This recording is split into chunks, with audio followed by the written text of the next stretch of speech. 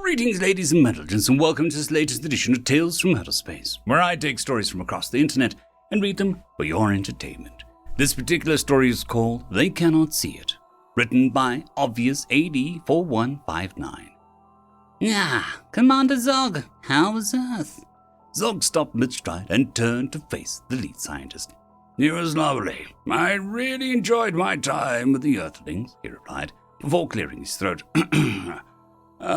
We, however, catalogued an anomaly on Earth, an entity living amongst the humans. An entity? Said the scientist, pulling the commander into her office. Tell me more, please. I don't know, Monsieur Lee. They look like a human, but they have these anonymous powers that seem to only affect other humans. Zog sat down and continued, presenting her with different images of a white male in different situations. I see. But can you clearly see him in these pictures, right? The scientist inquired. Yes, I can. All of my team can too. He can be captured by video and images. But when those images and videos are presented to a human, the human claims that the video or picture presented to them simply doesn't show a person inside, the soldier explained, taking off his hat. Interesting. Go on, Yuli motioned. Even if the entity is present in the videos or photos with other humans or even animals, the human shown in the picture will only see the other people or animals in the picture, but never the entity, even though it is also present. Sometimes even the very focal point of an image. How peculiar. It appears invisible, or at least cannot be perceived by humans on images and videos. That does not really make it a threat, the scientist rubbed her chin. Well, apparently it can go visible on command, Zonk continued, sighing deeply and rubbing his temples. Invisible? Yuli raised her left eyebrow quizzically. Yes. The same effect it has on humans through images and videos. It can have in real time, in front of a live audience. My team could still see it. But for the humans, it's like the entity vanished as soon as it quickly waved its open palm in front of their face a few times. The soldier waved his right hand and palm fully in motion, in front of his face a few times, mimicking what the entity would do. Yuli said. That looks a bit silly. Are you really sure it really works? Maybe the humans are just lying to you. We are certain. We tested many different humans, both in terms of gender, age, and ethnicity. The only exception to this rule are certain children, who have no prior knowledge of the existence of the entity, and humans with a specific mental/development disability known as Down syndrome. For some reason, those humans really liked the entity, and the entity is pretty cool with them in return. They sometimes even take pictures together. Zog pulled out a few more holographic photos to show them to the scientist. I see. And the other humans know it exists but can't perceive it, she asked. Correct. It would appear that the entity had a full control over its abilities and can go invisible at will, including on images and in videos, as if they can choose on which image it will allow the humans to see it. While that image is taken, he answered. Are there ways of countering or tracking it? Yuli put the photos down. Yes, according to the humans, if the entity wears a neon green or neon orange vest, it counters the entity's ability to cloak to an extent. They claim that those articles of clothing are specifically designed to be seen, so they fully counter camouflage, Zog complained. So, if the entity wore a neon green or orange vest, it would become visible. The scientist seemed a bit confused, as she had never encountered something like this before. Well, yes and no. Unlike the rest of the entity's clothing, if it is actually clothing, the vest would not be affected by the entity's ability to cloak. So according to the humans, it would look like a vest is just floating around. The soldier tried to explain the best he could without sounding absolutely insane.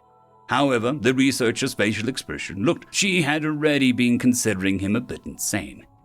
Apparently, humans are basing their camo technology on the entity, especially their camo pants. They also warp perception, but in a far lesser degree than the ability of the entity itself, which the camo tech is based on, Zog countered. So, any indication as to what the entity is? Yuli asked, the story and evidence grabbing her scientific curiosity, even if she was skeptical. The entity is a very experienced combatant and in good physical shape. That and its ability indicate that it is most likely predatory in nature, probably using strangulation, blunt force trauma, or restriction of mobility to take down its prey, Zog continued. So the humans can never see it coming? I can see how that would be dangerous. The scientist nodded. Well, not entirely.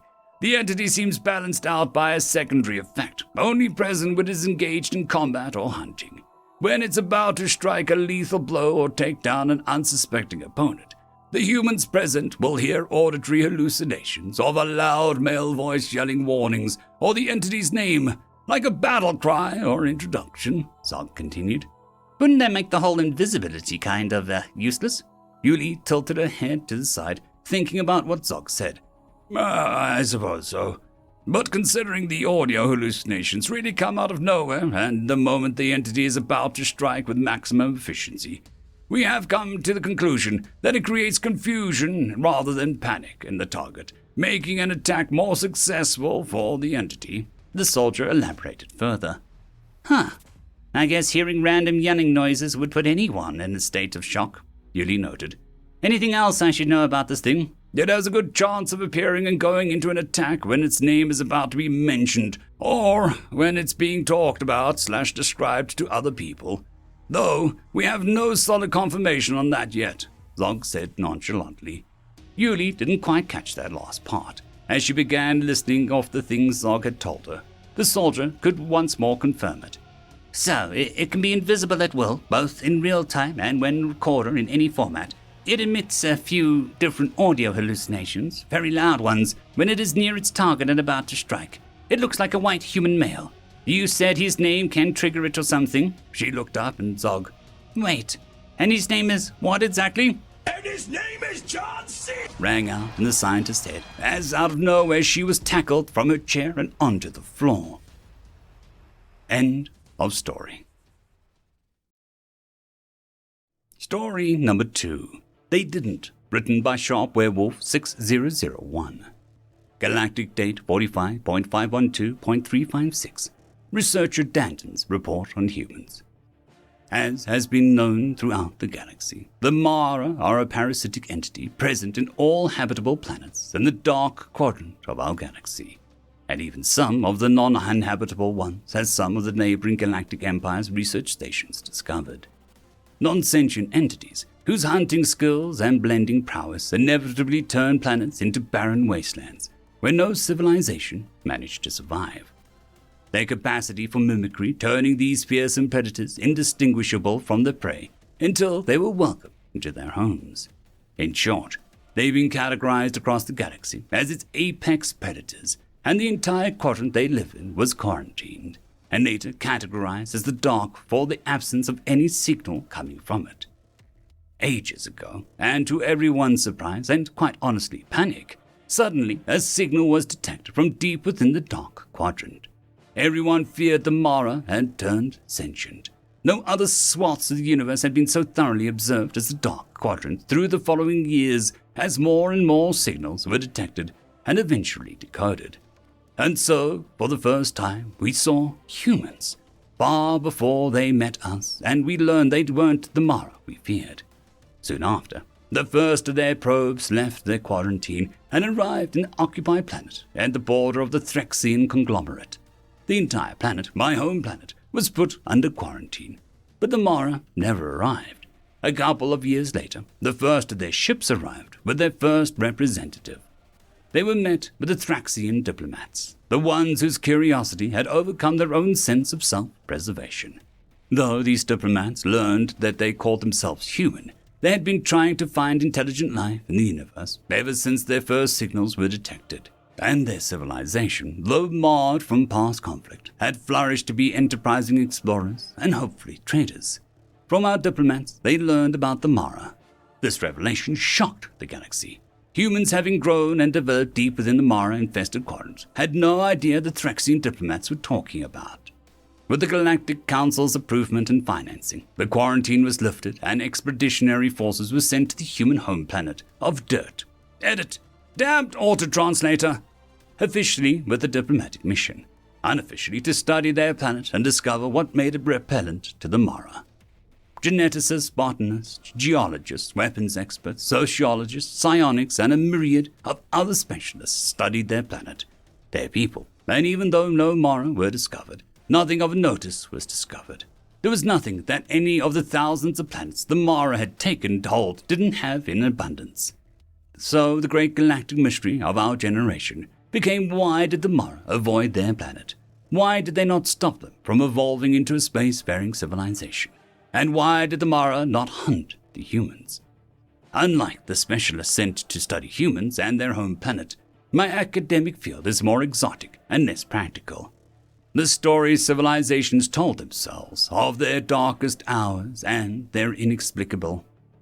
I have spent the later years of my life studying the human myths from their several past civilizations, and I've come up with an hypothesis that is both simple and terrifying. Why did the Mara avoid their planet? They didn't. End of story.